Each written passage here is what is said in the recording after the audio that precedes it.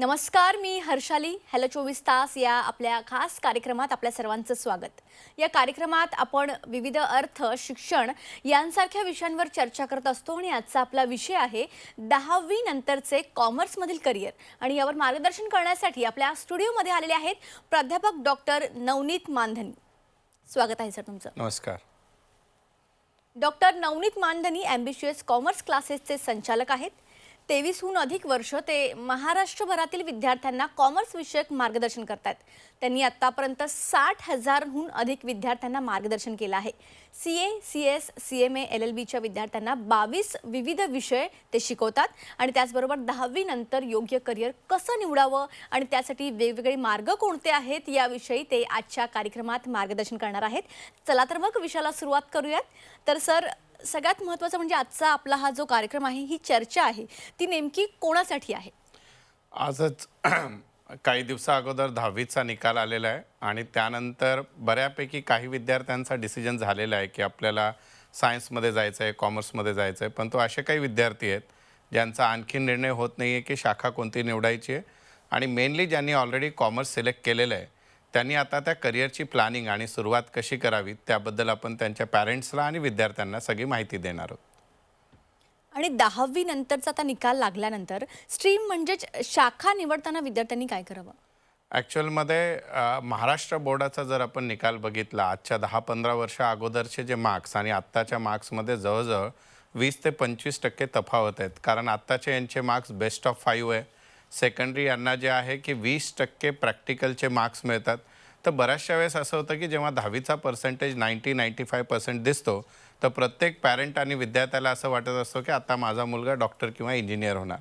नक्कीच ते करिअर फार चांगले आहेत, परंतु कोणताही करिअर निवडत असताना मेनली सायन्समध्ये जाताना पालकांनी बघावं की विद्यार्थ्याला इंजिनिअरिंगला जायचं असेल तर फिजिक्स आणि मॅथ्स आवडतो का, त्यातले मार्क्स किती आहेत. जर समजा मेडिकलमध्ये जायचं असेल तर ते बघायला पाहिजे. परंतु आत्ता एक कल जो आहे विद्यार्थ्यांचा, माझ्याकडे 95%च्या पुढे गेलेले विद्यार्थी पण डे बाय डे कॉमर्समध्ये येत आहेत. पुण्यासारख्या, मुंबईसारख्या ठिकाणी जेवढे 11वीला प्रवेश घेतले जातात त्याचे 30 ते 35% प्रवेश हे आता कॉमर्समध्ये होत चाललेले आहेत. तर पालकांनी 10वीचा पर्सेंटेज फार जास्त आहे म्हणून सायन्स साईड चूज न करता सध्या जे ट्रेंडिंग करिअर आहेत कॉमर्समधले त्यामध्ये यायला पाहिजेत. बरोबर. आता तुम्ही म्हणाल की कॉमर्समध्ये ट्रेंडिंग करिअर आहे, पण विद्यार्थ्यांनी कॉमर्सचा हा पर्याय नेमका का निवडावा? आपण 2-3 गोष्टी बघतो की साधारणपणे आता इंडियाची इकॉनॉमी 5 ट्रिलियनपर्यंत चालली आहे. सेकंडली काही GST आणि डिमॉनिटायझेशन हे जे 3 मुख्य मुद्दे आपल्या देशासमोर आहेत. त्यानंतर कॉमर्समध्ये लागणारा ह्युमन रिसोर्स सगळ्यात जास्त आहे आणि कॉमर्स ही एकमेव अशी साईड आहे की ज्यामध्ये तुम्हाला सेल्फ एम्प्लॉयमेंट सोबतच रोजगार म्हणजे जॉब ऑपॉर्च्युनिटीज सगळ्यात जास्त आहेत. आणि याच्यातले जे प्रीमियर कोर्सेस आहेत म्हणजे जसे CA, CS आणि CMA यासारख्या कोर्सेसमधला खर्च सर्वसामान्यांना परवडणार आहे. काही कोर्सेसमध्ये तर आम्ही फ्री ऑफ कॉस्ट शिकवतो. तर त्यामुळे या करिअरमध्ये यायला पाहिजे. आणि सगळ्यात मेन 12वी झाल्यानंतर तुम्हाला जर लिमिटेशन्स स्वतःच्या आणायच्या नसतील तर कॉमर्समध्ये विदाऊट एनी लिमिटेशन 40 ते 50 ऑप्शन तयार होतात. म्हणून विद्यार्थ्यांनी कॉमर्समध्ये यायला पाहिजे. ओके. आणि सर, आता एखादा विद्यार्थी 1ली ते 10वी जर त्याचं मराठी मीडियम असेल आणि त्यांनी जर कॉमर्समध्ये ॲडमिशन घेतलं तर त्यांनी नेमकं कोणतं माध्यम निवडावं आणि म्हणजे इंग्लिश मीडियम, मराठी मीडियम आणि त्याबरोबर विषय कोणते निवडावेत याविषयी थोडं सविस्तरमध्ये सांगा. याचा आपला एक कंप्लीट सेमिनार पण होणार आहे. परंतु त्या अगोदर आज या आपल्या दर्शकांना मी सांगू इच्छितो की मेनली कॉमर्समधली इंग्लिश ही व्यावहारिक इंग्लिश असल्यामुळे 10वीपर्यंत जरी तुम्ही मराठी मीडियममध्ये असाल तरी इंग्लिश मीडियम कॉमर्स केलात तर पुढे ग्रॅज्युएशन, पोस्ट ग्रॅज्युएशनमध्ये त्याची मदत होते. दुसरा महत्त्वाचा मुद्दा असा असतो की शाळा किंवा कॉलेज हा पालकांचा मुद्दा असतो. तो तिथल्या त्या सिच्युएशननुसार तुम्ही निवडू शकतात की 11वी-12वीमध्ये कुठं ॲडमिशन घ्यायचं आहे. सगळ्यात महत्त्वाचा मुद्दा येतो की कॉमर्समधले विषय कोणते असतात. साधारणपणे 4 विषय सगळ्यांना कंपल्सरी असतात: अकाउंट, इकॉनॉमिक्स, OCM आणि इंग्लिश. आणि बाकी जे 2 विषय असतात त्यामध्ये बऱ्याचशा ठिकाणी ऑप्शन असतं. ज्यांना पुढे CA करायचं आहे त्यांनी मॅथ्सचा ऑप्शन घ्यायला पाहिजे किंवा 8वी, 9वी, 10वीत मॅथ्स चांगला असेल तर तुम्ही मॅथ्स घेऊ शकता आणि तो SP या सब्जेक्टला ऑप्शनमध्ये असतो आणि सोबतच सेकंड लँग्वेज जी आहे मराठी, हिंदी, काही काही पुण्यासारख्या मुंबईसारख्या ठिकाणी फॉरेन लँग्वेजेस पण आहेत त्या पण घ्यायला पाहिजे, त्याचा पुढे करिअरमध्ये उपयोग होतो. परंतु इन जनरल कॉमर्सचा जो मेन कणा आहे तो 2 सब्जेक्टवर डिपेंड आहे, एक आहे अकाउंट्स आणि दुसरा इकॉनॉमिक्स. आणि आम्ही बऱ्याचशा वेळेस पॅरेंटला सांगतो की एकदा तुम्ही 12वीला क्लास नाही लावला तरी चालेल, परंतु हे जे 2 सब्जेक्ट आहेत ते 11वीपासून यांचा फाउंडेशन चांगला केला तर मुलांना त्याचा फार फायदा होतो. ओके. आणि जागतिक अर्थव्यवस्था आणि एकंदरीतच भांडवलची परिस्थिती बघता सध्या कॉमर्स साईड घेतल्यानंतर याला काही स्कोप आहे का जास्त? ॲक्च्युअलमध्ये आमच्याकडे रिव्हर्स चालू आहे. म्हणजे समजा दर आठवड्याला आमच्याकडे ज्या पुण्यातल्या जेवढे बिझनेस हाऊसेस आहेत, CAच्या फर्म्स असतील, CMAच्या फर्म्स असतील, बँका असतील, त्यांच्याकडून डेली रिक्रुटमेंटसाठी रिक्वायरमेंट येत असते, जी आम्ही नोटीस बोर्डवर लावतो.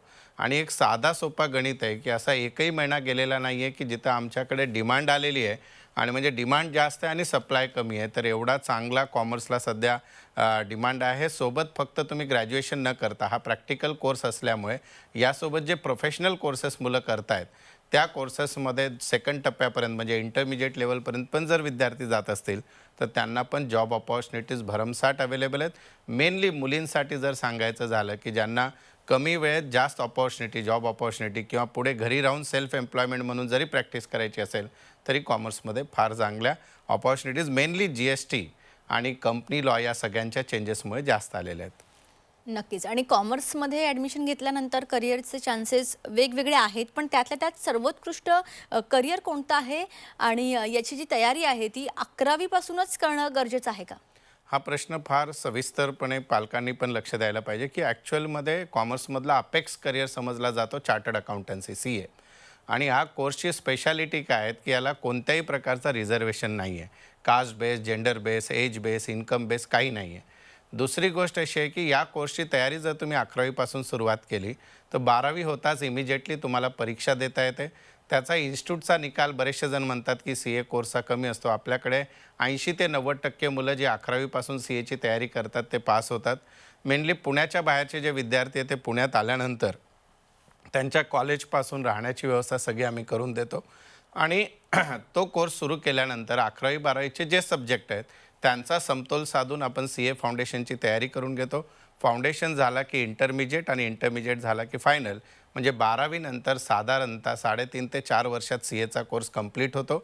आणि या कोर्समध्ये तुम्हाला कोणत्याही कॉलेजला ॲडमिशन घ्यायची गरज नसते. सर्टिफाईड कोर्स आहेत आणि हे कोर्स करत असताना तुम्हाला प्रॅक्टिकल ट्रेनिंग मिळते, ज्याला आर्टिकलशिप म्हणतात, ज्यातून पण मुलांना पैसे मिळत असतात. तर जेणेकरून हा कोर्स सेल्फ सफिशियंट कोर्स आहे, म्हणजे तुमच्या पालकांच्या खिशाला जोर न लावता डायरेक्टली मुलं पास होतात. सेकंडली जर आपण विचार केला तर दुसरा एक कोर्स आहे cost and management accountant CMA.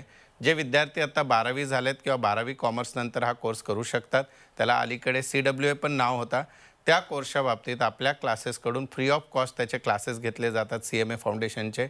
आणि तिसरा जो कोर्स आहे CS कंपनी सेक्रेटरी, त्याची पण जी पहिली परीक्षा 12वी नंतर द्यायची असते CSET, त्याचे पण कोर्सेस आपण फ्री ऑफ कॉस्ट घेतो. परंतु जर तुम्ही मला कंपेअर करायला सांगितलं तर सगळ्यात बेस्ट कोर्स या तिन्हीमधला CA कोर्स आहे. आणि त्याचा जो सिलेबस आहे पहिल्या एक्झामचा फाउंडेशनचा, त्यामध्ये जे 3 मेन पेपर असतात अकाउंट्स, मॅथ्स आणि इकॉनॉमिक्स, यांचा 70% सिलेबस 11वी आणि 12वीशी कनेक्टेड असल्यामुळे मी पालकांना या कार्यक्रमाच्या माध्यमातून सांगतोय की 11वी-12वी करताना फक्त त्यावरच फोकस न करता त्यांनी जर CA, CS, CMA ह्या कोर्सेसची तयारी केली, मेनली CMAचे पण सब्जेक्ट सेम आहेत, CS थोडासा वेगळा पार्ट येतो, तर हे करू शकतात. आणि बऱ्याचशा वेळेस पॅरेंट आम्हाला विचारतात की सर आम्हाला कन्फ्युजन आहे या कोर्सेसपैकी काय करायचं.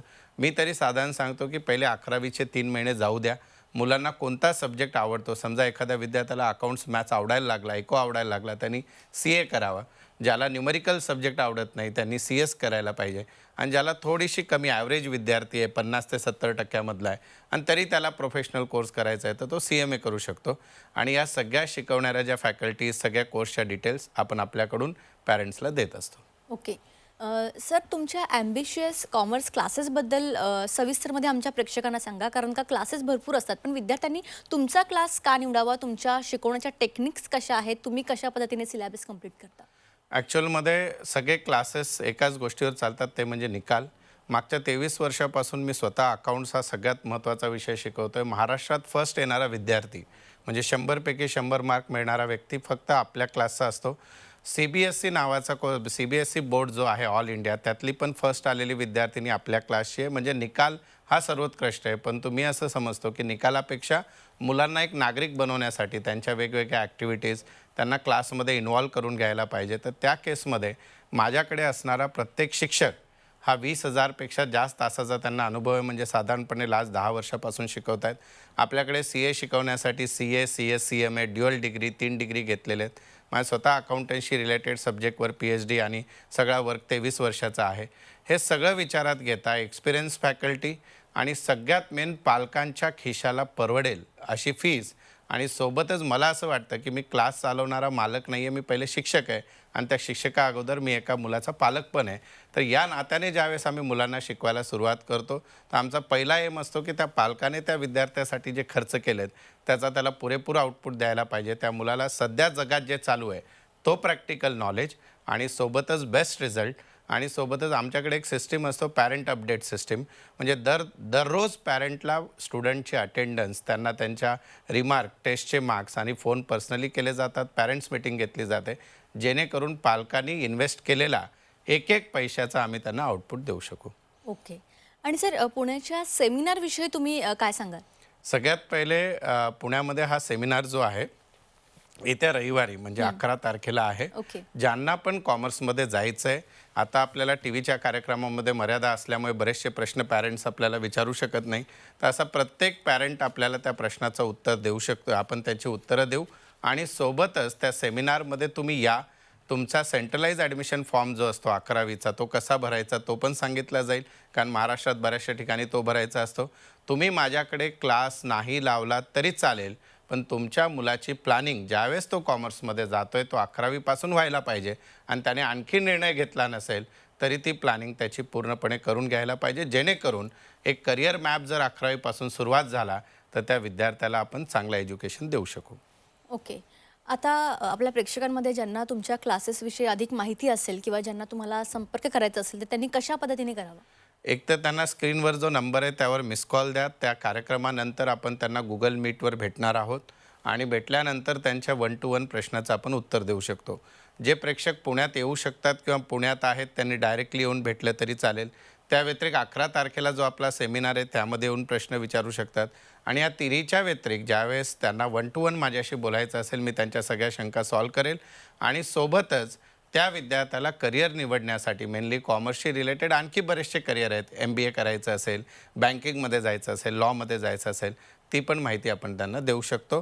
तर या नंबरवर फक्त मिस कॉल द्यायचा आहे किंवा आम्ही कसं शिकवतो, आमचे निकाल काय आहेत, विद्यार्थी काय आहेत, त्यासाठी आपला ॲम्बिशियस कॉमर्स क्लासेसचा यूट्यूब चॅनल आहे त्यावर पण जाऊन विद्यार्थी बघू शकतात. ओके. आणि जे विद्यार्थी पुण्याच्या बाहेर आहेत त्यांना तुमचं मार्गदर्शन हवं असेल तर ते कसं मिळेल?